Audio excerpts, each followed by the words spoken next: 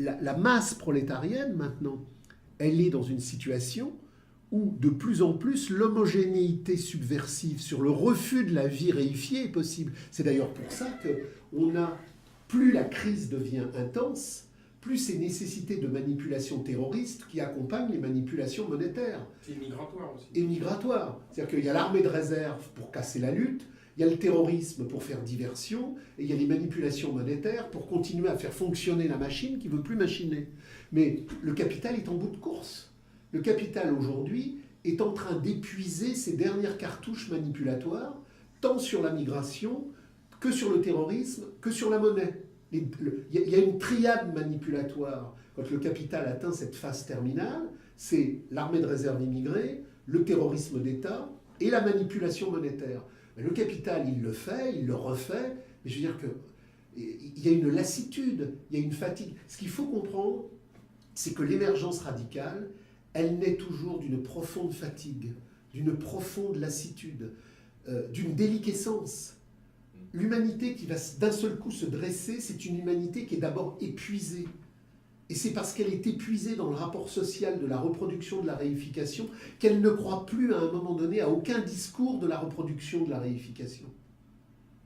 Vous regardez les dernières élections, entre les 50% d'abstention et les 40% de Front National, ça veut dire qu'un type de la nomenclatura maçonnique d'État capitaliste régnante, il représente 4% de l'électeur.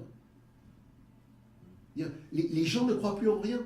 Et ne plus croire en rien, c'est déjà pouvoir commencer à croire en soi-même dans l'acte de retournement de la subversion montante. D'accord. Donc pour vous, il y a une positivité, en fait, c'est l'occasion d'une renaissance. Ah, évidemment.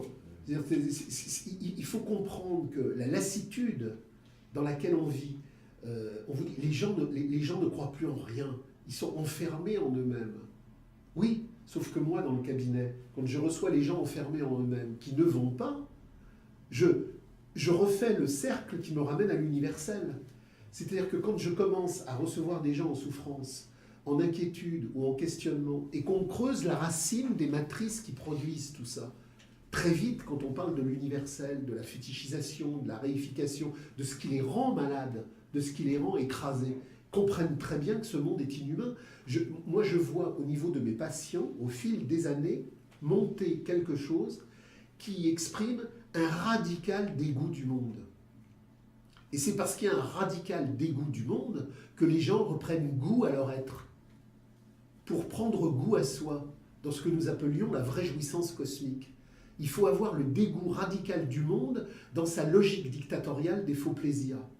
Et c'est parce que les gens ont ce dégoût de plus en plus fort que quand on commence à dialoguer, à creuser, à ouvrir, on voit qu'il y a une richesse, un émerveillement et une dynamique en eux pour renverser l'ordre des choses.